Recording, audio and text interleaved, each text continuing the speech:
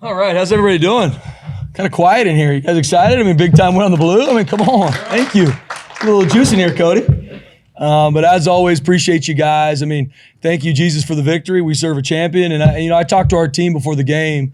And in the Bible, number 7, the number 7 means completion.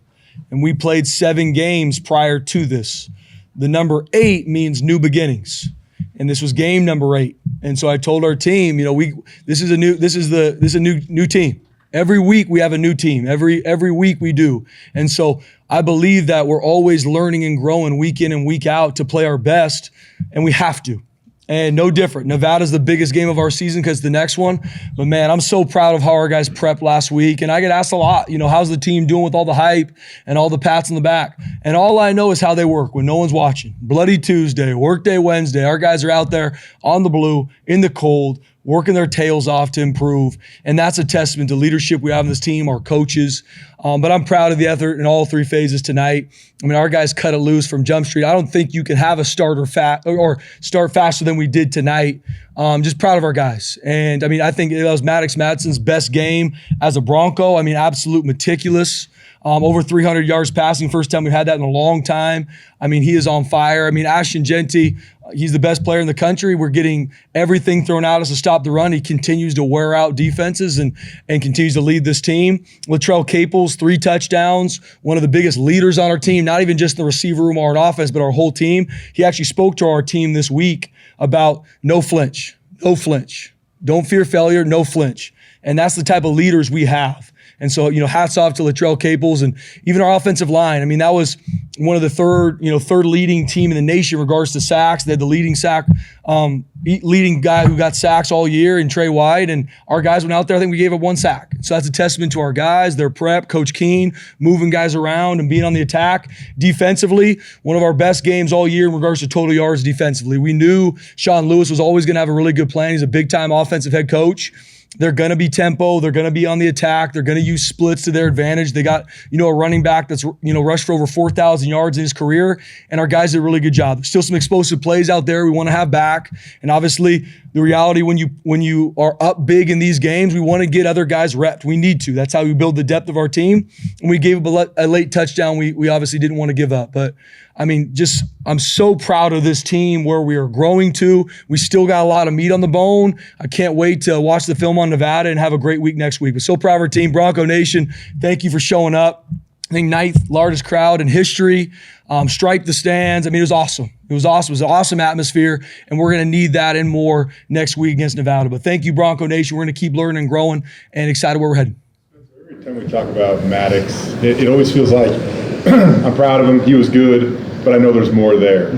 Did we see more is there tonight? I mean, he didn't seem like he missed really on anything. We absolutely did, Jay. I mean, Maddox Madsen played elite tonight. And I still believe there's a lot more in the tank for Maddox. And I'm always going to say that about our team and about our players because that's life. There's always a climb we are on. It's never going to be an arrival point.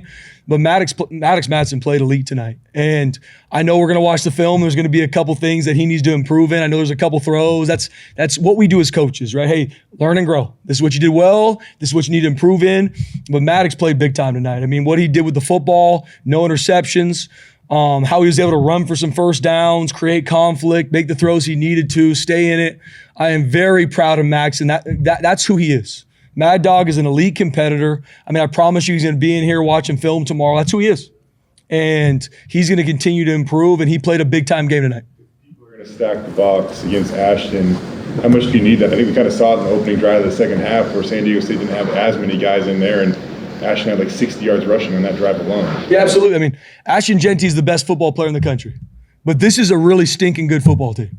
And I tell our team that every week we talk about what do we learn. It's not just the negatives. I tell them, like, every week I find out more and more how tough this team is, how gritty this team is, how much this team loves each other. And we got a really good football team. And this football team's even going to improve. This is new beginnings. We got a new season every week. And Maddox Madsen, who he is, our passing attack, I mean, we're getting the kitchen sink thrown at us in regards to stopping the run. And there's still some things we got to continue to learn and grow in there. But the throws he made, loose in the box, who he is, I'm excited where we're growing to. But Maddox Madsen, I mean, I can take nothing away from him. He had a big-time game tonight. You say about Madsen's ability to step up, it's obviously played well, but these last 2 games, it's been a case of loading a box, everything's chunky. He's went, all right, I'll do it myself. Yeah, I mean, once again, he makes great decisions. He knows what decisions we need him to make to win football games, to play really efficient offensively. We were 7-7 in the red zone. I mean, you talk about the plan that Coach Cutter and our offensive staff put together. I mean, meticulous, on the attack every single snap, in and out of tempos. I mean, the plan that we put together every week and how our players are able to study it, rep it, improve it in practice performance, and what they're able to go do out on Friday night or Saturday whenever we put the ball down to play, it's a testament to our kids and our coaches.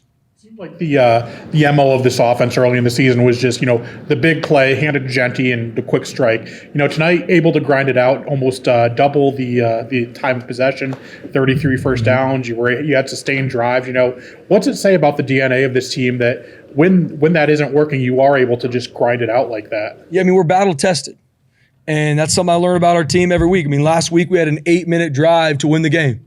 And that's not explosive plays. That's 4-yard gain, 5-yard gain, 2-yard gain, 5-yard gain. And that's championship football. We're by no means there yet, but you can see that on film. Our guys can wear a defense out. Our defense can wear an offense out. I mean, we had 3 sacks tonight. We were able to get a lot of good quarterback hits. I mean, we want to be on the attack in all 3 phases. That's not only what we talk about, that's how we practice. And I'm proud of our guys being able to be meticulous in how they're on the attack. 4 times this year, you have had over 500 yards of total offense. Just how potent is this offense? I mean, it's explosive. I mean, in every single play, every single down, every single quarter, we are on the attack in the run game, the pass game, and we're going to use everything to our advantage. And our teams and our players buy into that. And how they practice, how they study. I mean, we do a lot offensively. To be on the attack, to attack defense the way we do, it takes prep. It takes time. It takes living in the training room. And our guys do that. They put the work in when no one's watching. I keep coming back to that because there's no magic formula. It's work. And our guys don't run from work. They're in here. They're doing it. We're an early morning operation. Our guys are in here at 6 a.m. That's what it is. That's price of admission here. We have a beautiful facility. This place was built on blue collar. That's what it is here. And that's why we're able to do what we do. We got coaches that are elite. I believe we have the best staff in the country. And being able to see our guys put that into action tonight, I'm proud of them. Back in 2014, there was this edge named Kamale Correa that just kind of came out of nowhere as a sophomore and just compiled some crazy stats in terms of getting after the quarterback. And you look at Jaden Virgin Morgan now, he just continues to show up right now. What is he capable of, and how much of a game wrecker is he for you guys? Jaden Virgin Morgan, not only early on the season played really well, but you look at Hawaii, UNLV, and tonight against SDSU, he's playing at an elite level. And even the plays that are not in the stat book, sacks, TFLs, QB hurries, I mean, he's relentless. Watch the film. Watch how he pursues. Come to practice. Watch 5 out there practicing. And so what he's doing now and how he's able to cut loose, I mean, he's playing at an elite level. He's a sophomore. There's still a lot of meat on the bone. And Coach Frazier does a great job with those guys. Right now, when you line up against our defense, pick your poison. You're going to try and double team Jaden Virgin Morgan? Good luck. You got Ahmed Hossain waiting there for you too. So, I mean, but that's once again, that's practice. Our guys are relentless and how they play the run and the pass, earn the right to attack the quarterback. And our guys are doing that. But Jaden's playing at a high level. I mean, tonight he was relentless. 3-man rush, 4-man rush. He dropped in coverage a ton, had some big time plays. So I cannot be more proud of Jaden. I'm excited for him to keep growing. With Marion, he's been so close a couple times this year. There's a tip pass last week at UNLV. Ball hit him in the arm earlier in this game, and then he gets the pick 6. How cool was that? It's been a long time coming. I mean, thank you, Jesus, for that, because I've been praying for it for a long time. No, but Amara McCoy, such a great young man. A senior. He's been here all about this football program, and we've been close. And seeing him, how he preps, even later in the game when we had, our 2s in there, he is on. I got to pull him back on the sideline because he's yelling at the corners about what's coming. That's who he is. And so him able to go out there, have that pick, and he's playing really well. Last week I thought he played his best game as a Bronco, what he was able to do last week. I haven't watched the film yet, but I'm sure he played really well tonight. And that pick 6 was a huge play in the game, and we need him. Joel Caples, hot stocks the season, goes quiet for a couple of games, and with his injury and coming back, just how long has it been a game like tonight coming for him? Yeah, he deserves every bit of it. Missed all last season due to an Achilles injury. No one thought he was going to be able to come back for spring ball outside of Latrell because of how he worked, lived in the training room. comes out, has a phenomenal offseason. And you talk about a guy that loves his teammates. I show clip after clip of our receiving core blocking downfield for the run game. And that's how you earn the right to catch the ball on this offense. It's unselfish. It's how can I help my teammate? I might get the ball. I might have a game like Latrell tonight where I get 3 touchdowns. Huge game by Latrell. But he earns the right with how he practices and how he blocks for his teammates. And it is a long time coming. I mean, you talk about a guy that how he practices and who he is as a teammate, who he is as a leader. I think the absolute world of Latrell. He impacts me every single day. On those touchdowns, it looked like he was getting some separation. What do you see from his route running? Yeah, he's an elite route runner. And he's going to continue to grow and improve. And we put Latrell everywhere. I mean, he makes all the hard blocks. He can do anything in the route tree. Even a guy that, yes, had some injuries in the year, had to miss a game, had to keep fighting, battling back. That's who he is. And like I said, I just can't say enough good things about 3. For you guys to hit as many wide receivers as you did, I mean, like at halftime, 7 different guys caught a pass. All 7 had to catch him at least 10 yards. I mean, even past Latrell, Prince has been waiting forever for that moment too, probably tonight. So just to get that type of production from so many wide receivers. Yeah, it's awesome. I mean, that builds the culture of your team, and especially what they do in the run game. Our receivers block here. Like, that's mandatory. That's not hopeful. That's mandatory to play here, is receivers have to block. And being able to get the passing yards we got tonight, being able to get a lot of receivers involved, it's a testament to those players. Because it's easy to start, even if you win a game, it's easy to think, well, I didn't get enough catches or I didn't get this. That's not this group. That's not this group. They come back to work. What can I do to help the team? What can I do to help our offense be explosive? And they're doing that week in and week out. And now we're seeing the stats.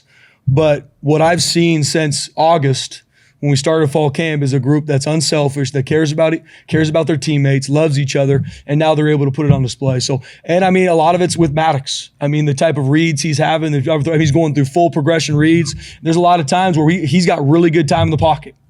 That's a testament to our O-line. We had some guys banged up, had to move some guys around. Awesome. Next man up, carry the flag. That's what it is when it's week 8 of college football. And so just proud of our guys. Anything else? How long have you been waiting to run that fake punt with Marco? Been waiting for a long time, and I'm proud of our guys practicing it. We've been practicing it relentlessly. Coach Collins has done a really good job with it, and I'll be honest with you, it's been something that I've almost called multiple times, but I'm continually do it in practice. Once again, I see it in practice, consecutive times, doing it really well, a lot of different looks, and I'm proud of Marco executing it as a big-time play. I asked you a little bit about it earlier this week, and think back a year ago. I mean, this is part of your story. I mean, a year ago this week, there was a very different feel inside of this building. Can you compare the 2 feelings that a year ago to right now? And I don't know, just your thoughts on the transformation of this program in a year.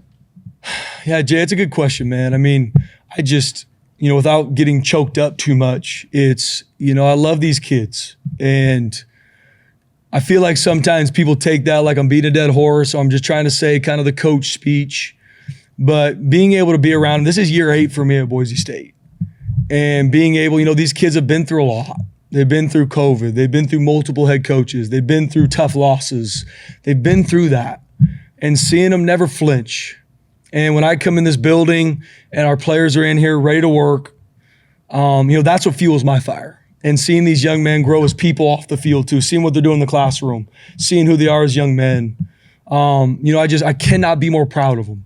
And so even the thought, how it was, last year to where it is now, some of that stuff. I mean, I'm so focused on the future and so focused on these young men and how they grow every single day, because they change my life every single day.